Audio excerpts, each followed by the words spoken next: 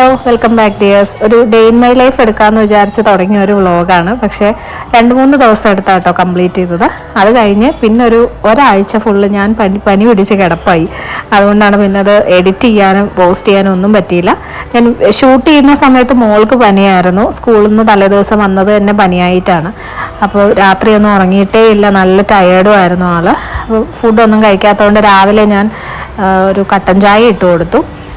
Mock വന്നൊരു 3-4 ദിവസം കഴിഞ്ഞപ്പം എനിക്കും പനി പിടിച്ചു. നല്ല ടയേർഡായിരുന്നു കേട്ടോ. എനിക്ക് ഇത്രയും ഒരു ബോഡി പെയിൻ എന്നുള്ളൊരു പനി എനിക്ക് വന്നിട്ടേ ഇല്ല. അത്ര നമുക്ക് ഫുഡ് കഴിക്കാനോ ഒന്നും പറ്റില്ല. എനിക്ക് തോന്നുന്നു ഇപ്പോൾ ഫുള്ള് പനി ഇങ്ങനെ സ്പ്രെഡ് ചെയ്തുകൊണ്ടിരിക്കുകയല്ലേ.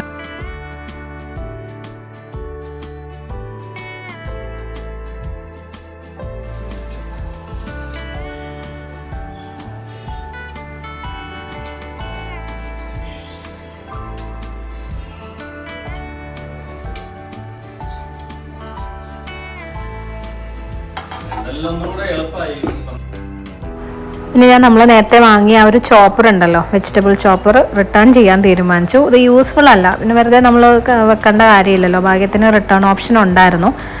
അപ്പോൾ അത് കവറും എല്ലാം ഞാൻ കളഞ്ഞിട്ടുണ്ടായിരുന്നില്ല, അതുകൊണ്ടെല്ലാം അതുപോലെ പാക്ക് ചെയ്ത് വെക്കുകയാണ്. അപ്പോൾ അവരിന്ന് കളക്ട് ചെയ്യാൻ വരും. അതിന് പകരം ഞാനൊരു ഇലക്ട്രിക് ചോപ്പർ തന്നെ ഓർഡർ ചെയ്തിട്ടുണ്ടേ. അപ്പോൾ പലരും എന്നോട് ചോദിച്ചിട്ടുണ്ടായിരുന്നു ആ വീഡിയോയിൽ, ഇലക്ട്രിക് ചോപ്പർ തന്നെ ആദ്യം വാങ്ങിച്ചാൽ മതിയായിരുന്നല്ലോ എന്ന്.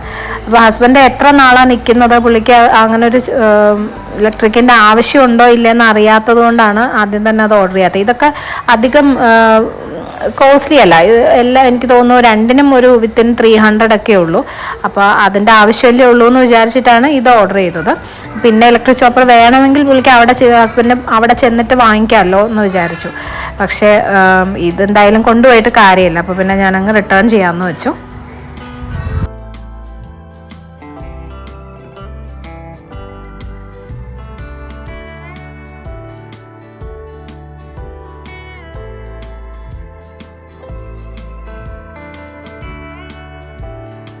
പിന്നെ ഇന്ന് ഞാൻ അധികം കുക്കിങ്ങിനൊന്നും നിന്നില്ല, ചോറ് മാത്രമേ വെച്ചുള്ളൂ. മോക്ക് പനിയായിട്ടിരിക്കുന്നതുകൊണ്ട് അധികം പറ്റത്തില്ലായിരുന്നു. അപ്പം അമ്മ കറികൾ കൊണ്ട് തരാമെന്ന് പറഞ്ഞു. ഞാൻ അത് വാങ്ങാൻ പോവാണ്.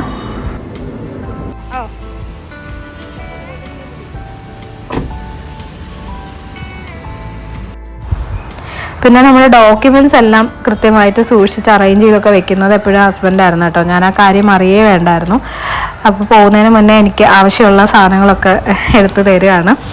പിന്നെ എല്ലാം സൂക്ഷിച്ച് വെക്കുകയും ചെയ്യേ. ഈ കുട്ടികൾ കുഞ്ഞിലേ മുതൽ കൊടുക്കുന്ന ചെറിയ ചെറിയ കാർഡുകൾ അതെല്ലാം സൂക്ഷിച്ച് വെക്കും. എൻ്റെ അമ്മ ഇതുപോലെയാണ്, കുഞ്ഞു കുഞ്ഞു സാധനങ്ങളൊക്കെ ഇങ്ങനെ സൂക്ഷിച്ച് വെക്കും. ഉണ്ണു വരച്ചിരിക്കുന്ന നോക്കി, പപ്പനെ ഉണ്ണുനെ നോക്കി. Picture and back.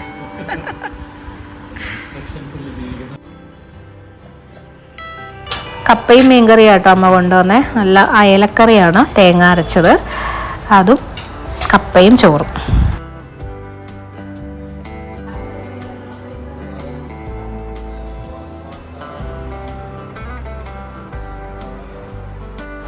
എനിക്ക് ഏറ്റവും മടിയുള്ള ജോലികളിലൊന്നാണ് കേട്ടോ ഈ തുണി മടക്കി വെക്കൽ. പക്ഷേ ഫ്ലാറ്റിൽ വന്നതിന് ശേഷം കുറച്ച് ആശ്വാസമുണ്ട്. കാരണം ഒരു 2 ദിവസം കൂടുമ്പോൾ എന്തായാലും നമുക്ക് തുണി അലക്കിയേ പറ്റുള്ളൂ. കാരണം അധികം സ്ഥലം ഇല്ലാത്തതുകൊണ്ട് ഒരുപാട് ഡ്രസ്സ് ഒരുമിച്ച് അലക്കാൻ പറ്റത്തില്ല. അപ്പോൾ 2 ദിവസം കൂടുമ്പോൾ അലക്കുമ്പം കുറച്ച് തുണിയല്ലേ കാണത്തുള്ളൂ. അത് പെട്ടെന്ന് അങ്ങ് മടക്കി വയ്ക്കാൻ പറ്റും. 10 മിനിറ്റ് കൊണ്ട് കാര്യം നടക്കും. അല്ലെങ്കിൽ എനിക്ക് മടിയാണേ. ഞാനതിങ്ങനെ കട്ടിലിൽ കൂട്ടിയിടുന്നത് ഒരു സ്ഥിരം പരിപാടിയായിരുന്നു.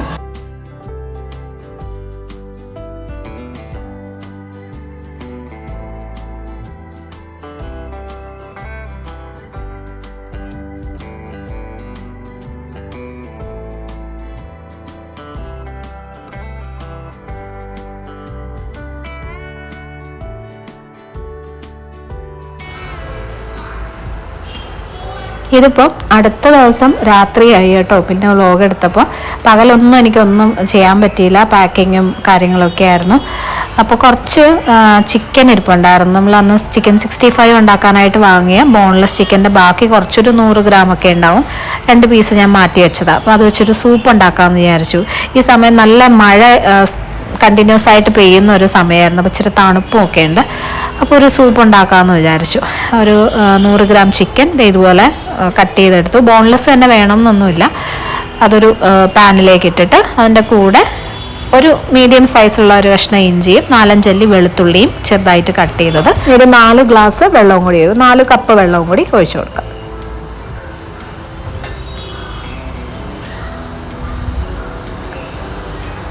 കുറച്ച് കുരുമുളക് പൊടി ഇടാം. കുരുമുളക് പൊടിക്ക് അങ്ങനെ കറക്റ്റ് ഒരു അളവൊന്നുമില്ല. സൂപ്പിലൊക്കെ നമ്മുടെ ഇഷ്ടത്തിനനുസരിച്ച് കൂടുതലോ കുറവൊക്കെ ചേർക്കാമല്ലോ. ഇപ്പം ഞാനൊരു 1/2 ടീസ്പൂൺ ഇട്ടിട്ടുണ്ട്. കൂടുതൽ വേണമെങ്കിൽ പിന്നെ ചേർത്ത് കൊടുക്കാം. ആവശ്യത്തിന് ഉപ്പും കൂടി ഇട്ടിട്ട് നമുക്കത് കുക്ക് ചെയ്യാനായിട്ട് വെക്കണം. തൽക്കാലം ആ ചിക്കനും ആ സ്റ്റോക്കിനും ആവശ്യമുള്ള ഉപ്പ് മാത്രം ഇട്ടാൽ മതി.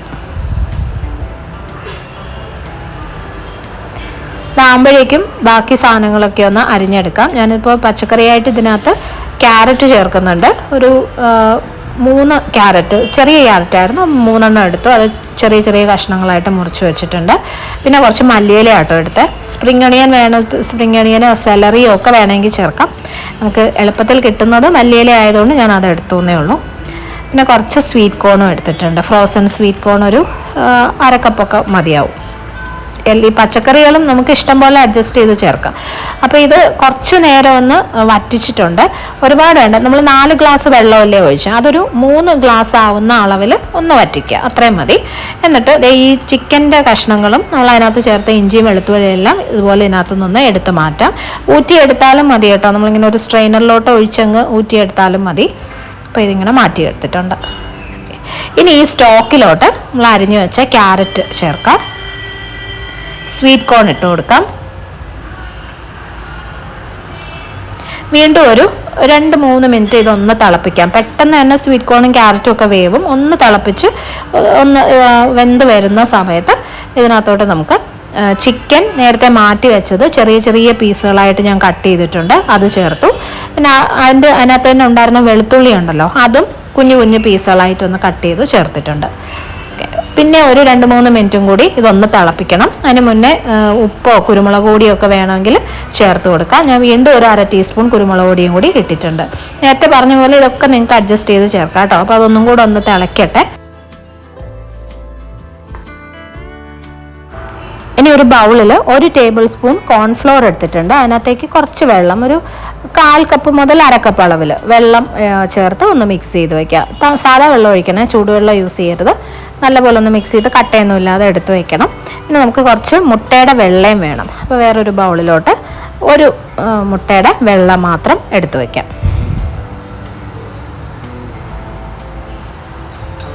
നല്ലപോലെ ഒന്ന് അടിച്ചു വയ്ക്കാം, ഒന്ന് പതപ്പിച്ചെടുക്കാം.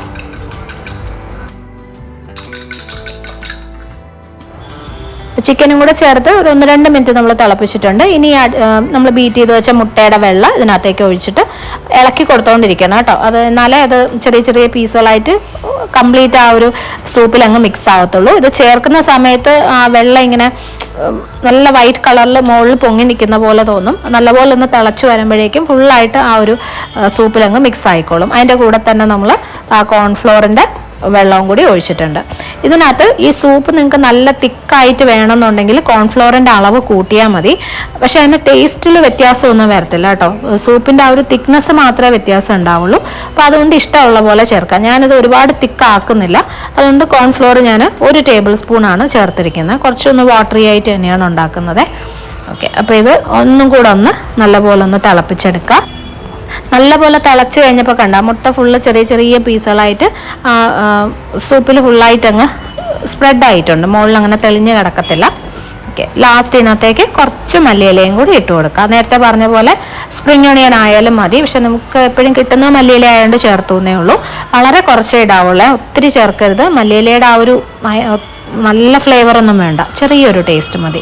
ഓക്കെ, നല്ല അടിപൊളി സൂപ്പാണ്. ഈ ചെറിയൊരു മഴയൊക്കെ ഉള്ളപ്പോഴോ അല്ലെങ്കിൽ നമുക്ക് ചെറിയ ജലദോഷം ഒക്കെ ഉള്ളപ്പോഴോ നല്ലൊരു സൂപ്പ് കുടിച്ചാലൊരു പ്രത്യേക സുഖമാണ് കേട്ടോ. തൊണ്ടയ്ക്കൊക്കെ നല്ലൊരു ആശ്വാസമാണ്. അപ്പോൾ അതുപോലെ നമുക്ക് ഈസി ആയിട്ട് ഉണ്ടാക്കാൻ പറ്റുന്നതാണ്. ഇനി വെജിറ്റേറിയൻസ് ആണെങ്കിൽ ചിക്കന് പകരം മഷ്റൂം വെച്ചിട്ടുണ്ടാക്കാം. അതും നല്ല ടേസ്റ്റിയാണ്. മുട്ട വേണ്ടെങ്കിൽ അത് ഒഴിവാക്കാം കേട്ടോ. ഇത് ഉണ്ടാക്കുന്ന സെയിം രീതി തന്നെയാണ്, മഷ്റൂം ചേർക്കാമെന്ന് മാത്രമേ ഉള്ളൂ. അപ്പോൾ നമ്മുടെ chicken sweet corn soup ready ആയിട്ടുണ്ട്.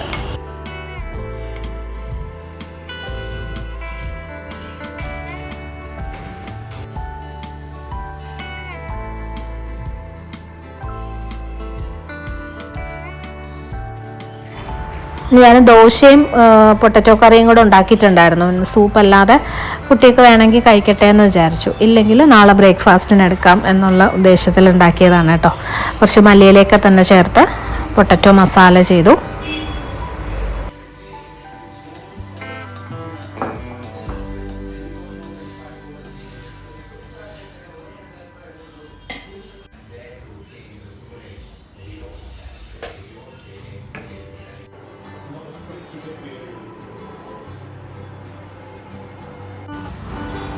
അടുത്ത ദിവസം രാവിലെയായി. ഇന്നാണ് നമ്മൾ ഓർഡർ ചെയ്ത ഇലക്ട്രിക് ചോപ്പർ വന്നത്. ആമസോണിൽ നിന്ന് വാങ്ങിയ അഗാരോൻ്റെ പ്രോഡക്റ്റ് ആയിരുന്നു. ഞാൻ ഫസ്റ്റ് ടൈമാണ് കേട്ടോ അഗാരോ പ്രോഡക്റ്റ് യൂസ് ചെയ്യുന്നത്. ഇത് പെയ്ഡ് പ്രൊമോഷൻ അല്ല. നമ്മുടെ കഴിഞ്ഞ വ്ളോഗ് കണ്ടിട്ട് എൻ്റെ ഫ്രണ്ട് ജ്യോതിയാണ് ഈ ഒരു പ്രോഡക്റ്റ് നല്ലതാണ് അത് വാങ്ങാൻ പറഞ്ഞത് കേട്ടോ. ഇലക്ട്രിക് ചോപ്പേഴ്സ് പൊതുവേ നമ്മൾ മാനുവൽ ചോപ്പേഴ്സിനേക്കാളും റേറ്റ് കൂടുതലായിരിക്കും. ഇതിനൊരു 1400 എന്തോ ആയിരുന്നു. അപ്പോൾ അത് അത്യാവശ്യം ബഡ്ജറ്റ് ബൈ ആയിട്ട് തോന്നിയതുകൊണ്ടാണ് ഞാൻ അത് വാങ്ങാമെന്ന് വെച്ചത്. അപ്പോൾ ഇതിൻ്റെ മോട്ടറിനൊന്നും അങ്ങനെ പെട്ടെന്ന് കേട് വരുന്നതല്ലെങ്കിൽ നമുക്ക് ഒത്തിരി നാൾ യൂസ് ചെയ്യാമല്ലോ. അപ്പോൾ ഇതൊന്ന് ആദ്യമായിട്ട് പരീക്ഷിച്ച് നോക്കിയതാണ്. ഒന്ന് വാഷ് ചെയ്തൊക്കെ എടുത്തു ജാറ്. ഞാനൊരു 2 മീഡിയം സൈസിലുള്ള സവാള അത്യാവശ്യം കുറച്ച് വലിയ പീസുകളായിട്ട് തന്നെ കട്ട് ചെയ്തിട്ടിട്ട് ഈ ഒരു ലിഡ് വയ്ക്കുക. അതിൻ്റെ മുകളിലേക്ക് ഇതിൻ്റെ മോട്ടറിൻ്റെ പോർഷനാണത്. അത് വെച്ചിട്ട് മുകളിലിങ്ങനെ പ്രസ് ചെയ്ത് കൊടുത്താൽ മതി.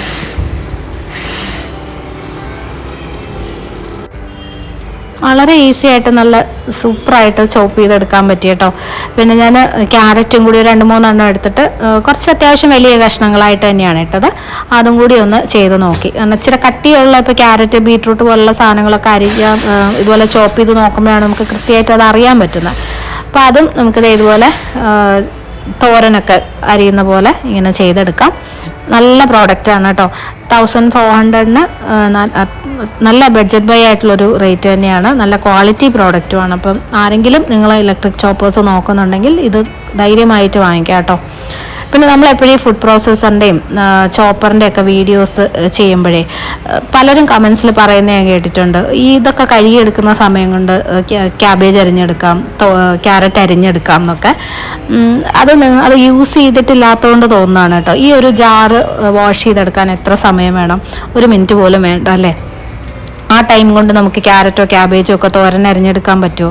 ഒരിക്കലുമില്ല. നമുക്ക് കിച്ചണിൽ സമയം ലാഭിക്കാനോ ജോലി ഭാരം കുറയ്ക്കാനോ ഒക്കെ ആയിട്ട് യൂസ്ഫുൾ ആയിട്ടുള്ള പ്രോഡക്റ്റ് ഉപയോഗിക്കുന്നതിൽ ഒരു തെറ്റുമില്ല കേട്ടോ. അതിനൊന്നും നമ്മൾ എന്താ പറയുക, പണ്ടുള്ളവരൊക്കെ കൈകൊണ്ട് അരിഞ്ഞാണ് എടുത്തിരുന്നത്. ഇപ്പോഴാണ് ഇങ്ങനെയൊക്കെ. അപ്പം അങ്ങനെ എന്തെല്ലാം കാര്യങ്ങൾ നമ്മൾ പുതിയ പ്രോഡക്ട്സ് യൂസ് ചെയ്യുന്നുണ്ട് അല്ലേ?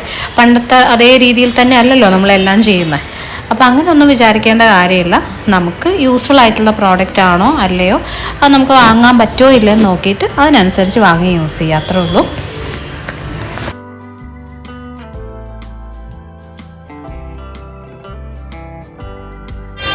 വീട്ടിൽ നിന്ന് നമ്മൾ കുറച്ച് സാധനങ്ങളും കൂടി എടുത്തിട്ട് വന്നായിരുന്നു കേട്ടോ. ഇതൊരു 3-4 ദിവസമായിട്ട് ഇതുപോലെ കാർട്ടൻസിൽ തന്നെ ഇരിക്കുകയാണ്. അപ്പോൾ ഞാൻ അതൊന്ന് എടുത്ത് മാറ്റി വെക്കാമെന്ന് വിചാരിച്ചു. കാരണം ആരെങ്കിലും ഒക്കെ വരുമ്പോൾ ഫ്രണ്ട് റൂമിൽ തന്നെ ഇതിങ്ങനെ ഇരിക്കുകയാണ്.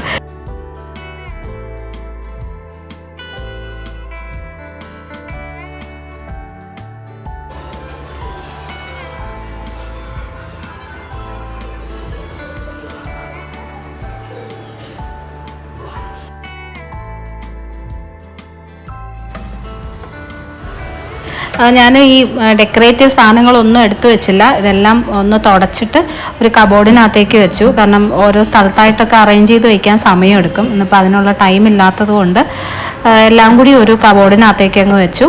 പിന്നെ ഓരോരോ റൂമായിട്ട് ചെയ്യാമെന്ന് വെച്ചു കേട്ടോ. വെച്ചു ക്രോക്കറി ഷെൽഫിൽ വെക്കാനുള്ള കുറച്ച് ഗ്ലാസും ബൗളും ഒക്കെ ഉണ്ടായിരുന്നു. അത് മാത്രം അവിടെ അങ്ങ് എടുത്തു വെച്ചു.